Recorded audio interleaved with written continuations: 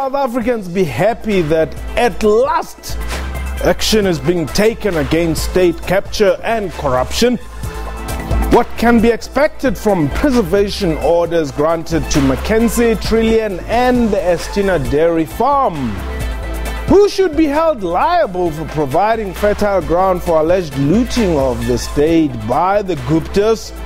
And what can be made of Deputy President Cyril Ramaphosa's cleanup campaign at Eskom? What time is it? It's question time.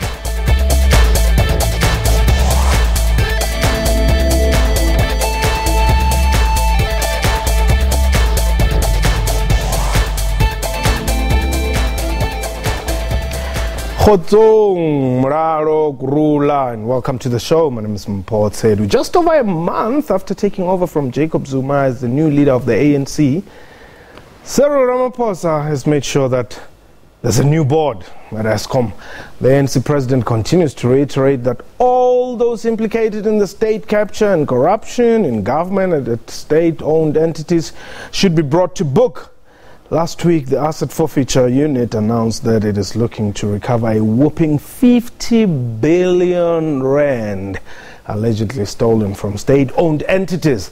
The NPA has engaged Trillian and McKinsey over an order to freeze assets worth 1.6 billion rand related to their alleged unlawful consultancy contract with power utility Eskom.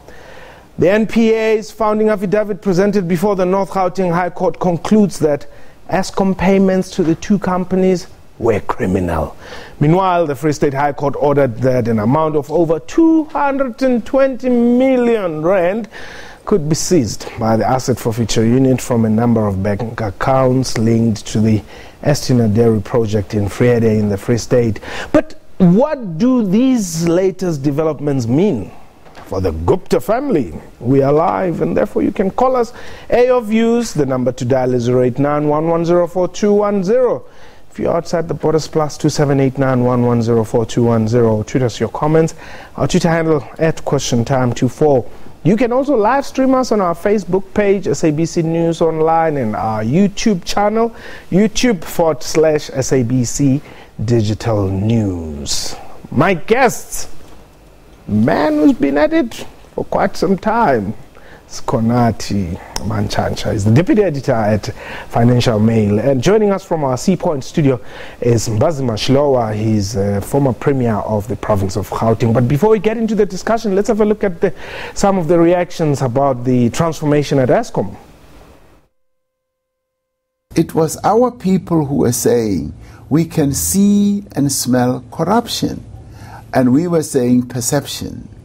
And yet they were the ones who were seeing it. And finally, we've had to own up and said, yes, there has been corruption. So that shows respect to the views and the understanding of our people. I think it's going to take a lot of work to get Eskom to work well. What is going to be absolutely important is that, remember, the problems of Eskom aren't just a question of governance. There are many who had been accused of corruption. Those must be dealt with. But we must look at energy in South Africa as a collective and say to ourselves, how do we secure energy in a way that's sustainable? So at one level, Eskom must be stabilized. At another level, we must introduce independent power producers. The board does look much better than the previous one. It has more experienced people that's been appointed. So we have high expectations of the board to set things right. They have hard work that lies ahead of them, and almost an impossible job to make sure that Eskom is saved. We know by month end they have to make sure that it's financially stable. Well, those are reactions from certain quarters of the political circles. Well, let me welcome my guest. Sko, thank you very much for joining us. Bafundis Gurul. Aenda. Hey, what are Bafunzi? I know Vanga Manda Kakatauna, Kansa Guvitani, Aleno, Ita Bulanangwen. I can't assume that we're going to just paint to us a picture of how rife is this problem. The problem of corruption, let's just put it this way. Eskom is on the brink of collapse. If it does not get 12 billion rand in cash by Friday, this Friday, it's over. And that is why we had to have this new board, because these are now people that you can place in front of bankers and in front of the nation and say, this guy will handle our assets much better than they have over the past 8-9 years in this company. In them our faith lies, and that's all because the people who have been in charge of Eskom, and I'm going all the way to the president down in the government and inside Eskom itself, many of the leaders there and management have really only feathered their nests and those of their friends. They have stolen from the people of South Africa for their own personal benefit. The result is the coffers are now empty. Everything has been stolen. There's nothing left. And Eskom has confirmed this itself. But are you saying to me that people looted that much that they bankrupted Eskom? Eskom is bankrupt. They have admitted as much without using the words. It cannot publish interim results for the period ended September. They should have been published at the latest by the 31st of December 2017. It has not happened. They cannot give you a date to this day until someone says, here's a check, at least 12 billion rand just to carry on operating beyond this Friday. But what is needed to sign those books is at least something in the region of 25 billion rand, which is still not enough to take care of Eskom for the next 12 months. For that to happen, you need at least 50 billion rand more of our money going in the way of Eskom, despite the electricity high tariff prices that you pay for electricity. In 2015, Eskom received 83 billion rand from you and I. All of that money was stolen, including the profits that Eskom made during and before that period. It is bankrupt now. Bafundis, who do we blame when the affairs of an institution like Eskom are as bad and dire as they are? Well, obviously, you've got to blame the government, you've got to blame the ministers that are in charge. And if you're going to blame the ministers that are in charge, you've got to look back and say, when did these problems start?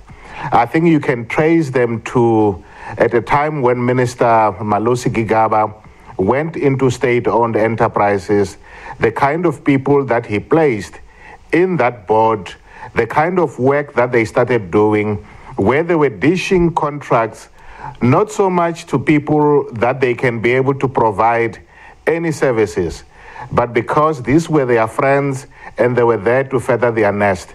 And secondly, you had a minister, Lynn Brown, who I think if you have had a chance to look at her appearing in Parliament a few weeks back, you would have seen that this one a minister that was speaking as if everything it's all in order. And now she, even at the time when they were expecting a new board and changes, she just brought in two people that very few people knew about them. And now today she tries to pretend to say she's the Messiah here to to help the country. But I think we've got to say that she created that problem and Malusi Gigaba started that for us. But generally it's a government problem, because even as you say, Wo Matamera are now helping, speaking up, the truth is that Mr. Ramaphosa was there when all of these things were happening. You can look at the questions in Parliament. He was not himself saying, look, we need to move and move quickly. It was more like, look, really don't worry, Eskom is fine, everything will be okay. But the same Malusi Gigaba that you're talking about came out guns blazing yesterday saying, no, people must resign, they must have some conscience, there must be consequences. Yes, but I mean, when did he realize that? Because the people he's speaking about, it's not like the things happened yesterday. Go back to the time when the issue of anointing was raised, when the first Gupta emails came out, he said very little about it. And it's only now that he's now beginning to say, let's move and let's move very fast. Does Malusi have a leg to stand on here? Malusi Gigaba is absolutely right. The people that are responsible for all of this have to not only resign, but they have to be charged with treason for undermining the state. The first among those is Malusi Gigaba himself. Mbazima Shilowa is absolutely spot on when he says Malusi Gigaba started this in 2009 when he became Public Enterprises Minister.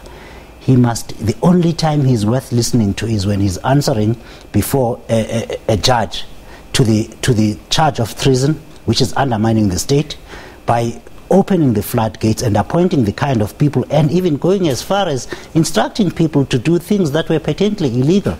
One of his people, his own special advisor, as Minister of Public Enterprises, Siyabonga Mahlangu, he now works for Telkom, has been alleged by no less than at least 4 executives of Eskom, South African Airways and Transnet over the past 8 years to have dragged them to a meeting with the Gupta family. The only time he only spoke to those people at Eskom, at SAA and Transnet and Denel was when he was representing Malusi Gigaba in his capacity as advisor. He is correct. He's the first person to not only resign, but to be dragged before a court of law to answer to charges of treason. Where he has been, all these companies have collapsed under the weight of corruption. Where Malusi Gigaba goes, the floodgates open and every state asset gets looted. Denel is bankrupt. It had to get money from the National Treasury to be able to pay staff salaries in December.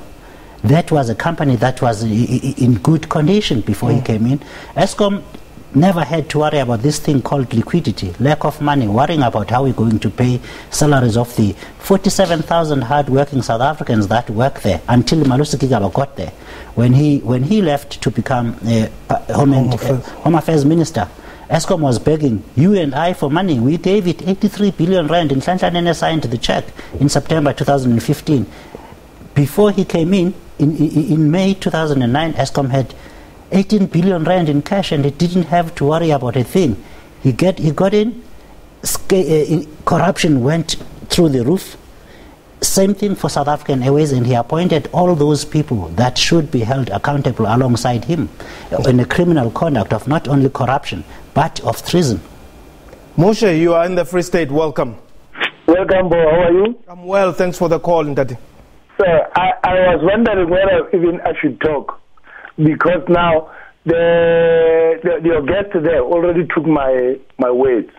Because Malusi Gigaba, since he joined public enterprise, yes, all other corruptions and all other things that happens wherever he went, it has been a chaos. And no one in media spaces or maybe somewhere else we have been able to dig enough to find out, to talk about him. I really think it's a good thing that he's talking now. Hopefully when the commissions or the inquiries that comes through, then he will also be implicated. But I think Malusi Gigaba, from public enterprise to Home Affairs, that's where the Gupta came. Now he's in Treasury. I think that's the one guy that we haven't been looking at him really critical. Thank you. Thanks very much. Bafundis, let's go quickly to Vrede, our Free State. The farm has been making headlines, well, for some time, but now with the latest developments of asset seizures and all that, I think it's becoming more interesting, and I just wonder, where is Msebenzi Zwane going to be in this? I think that's why I'm saying that we've got to look at this thing in totality. First, to say that everyone should support those who are involved in trying to clean up the rot. So we must never come across as saying, because these people were there involved, therefore we must not clean up. We must do that.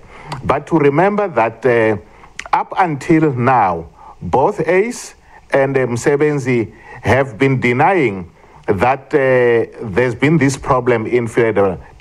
And the real tragedy here is that these are people who speak about radical economic transformation, yet the people who lost are the farmers black farmers, if I may add, and the beneficiary they are people like the Guptas. Also, if you remember that lending for the wedding of the Guptas, the person who facilitated that was Msebenzi Zwane. We invited some obscure minister from India, and then as part of a diplomatic thing, and then allow them to lend in there. So I think they are in trouble. The sooner they come out, speak the truth, confess their sins, as you know, they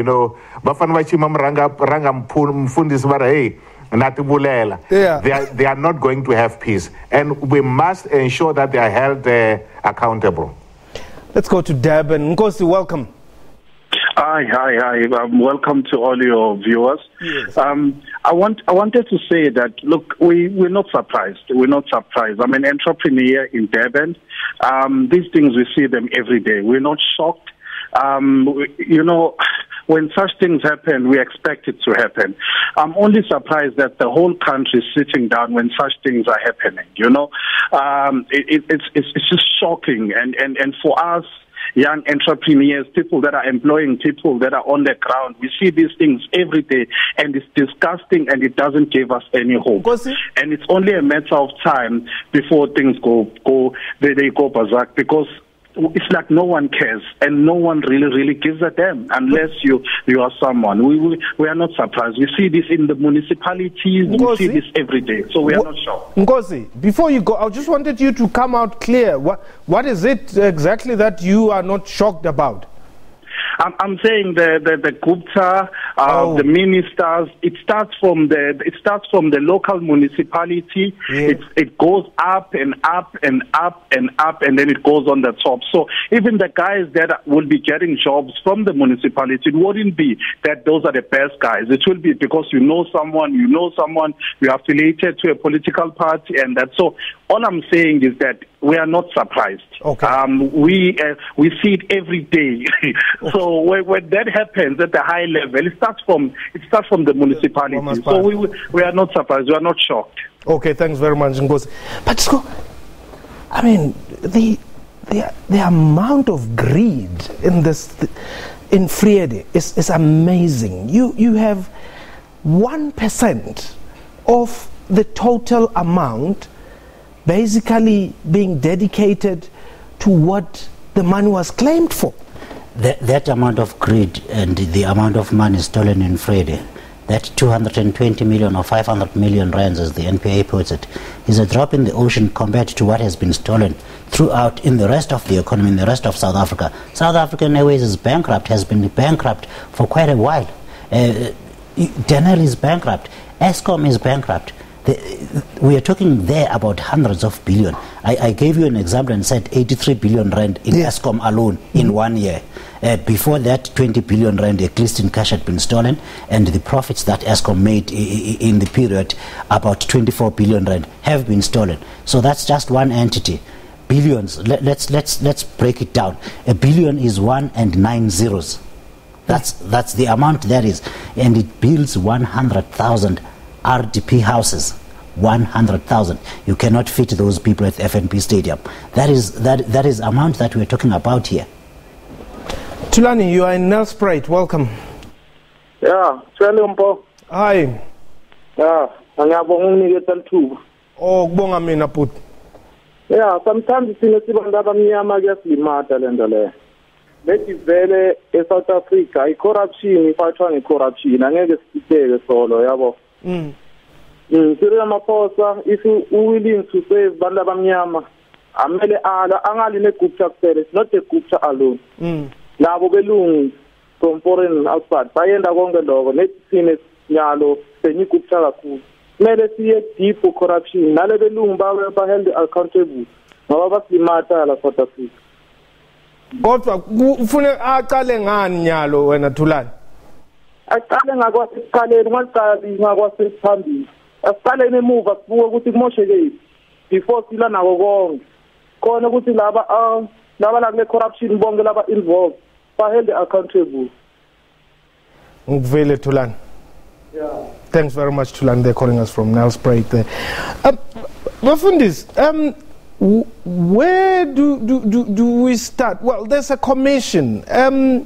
Do you have confidence in this commission that it is going to bring out the truth, and perhaps, yes, the truth may be out, and then consequences? Well, I think I have confidence in the Deputy Chief Justice Zondo.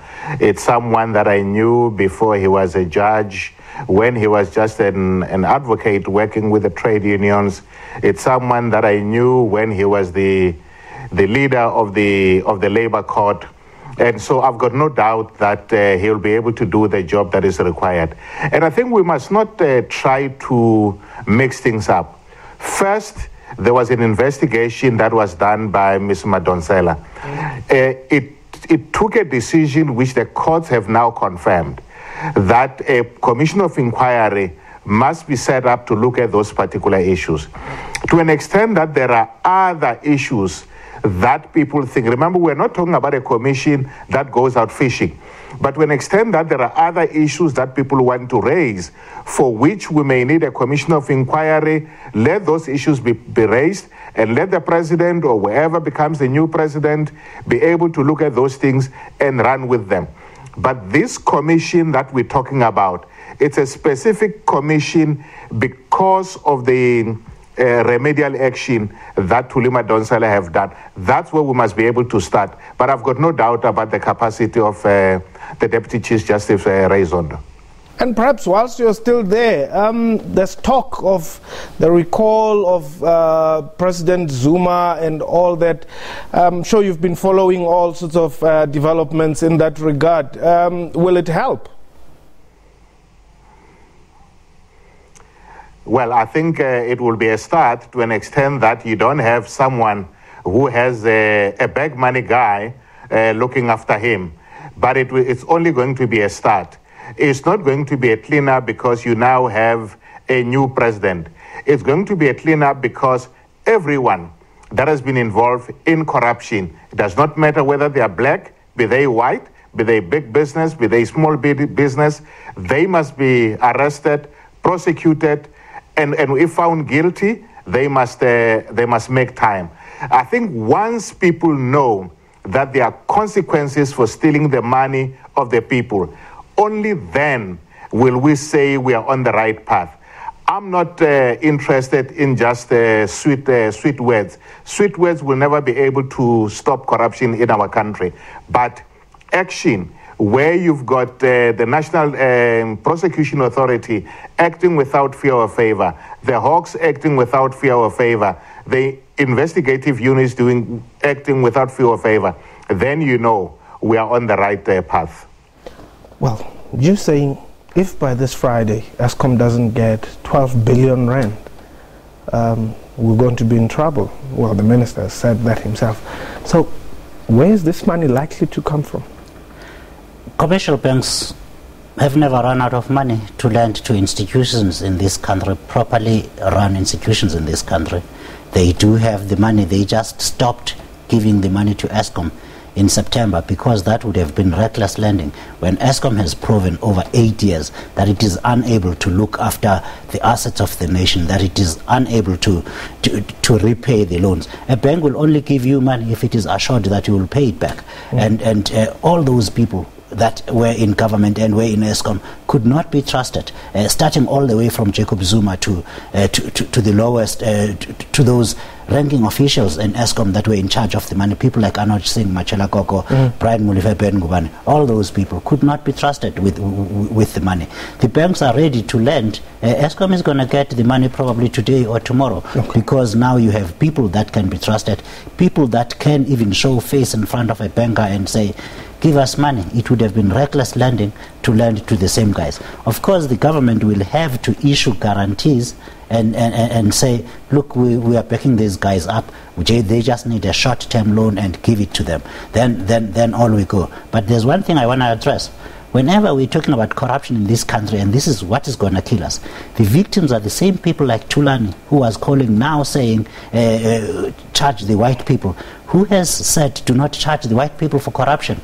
At this very point now, we have thieves walking amongst us and making rules and stealing some more. Start there, charge the people. And if Tulani and Jacob Zuma wants an inquiry going 500 or 400 years back, go right ahead and do that. There's a separate process. The Commission of Inquiry deals with the matters that have been raised by Thuli Madonsela right now. Even that is a civil case. There's a criminal case that needs to proceed alongside that. And that is the case in which I say people will be charged for fraud, for corruption, for treason.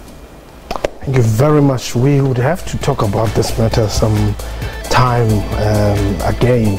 It's a matter that is developing, and indeed we shall revisit it. That was question time for today. A big thank you to my guest and to you for watching the show. From me and the entire crew, you have yourself a wonderful time.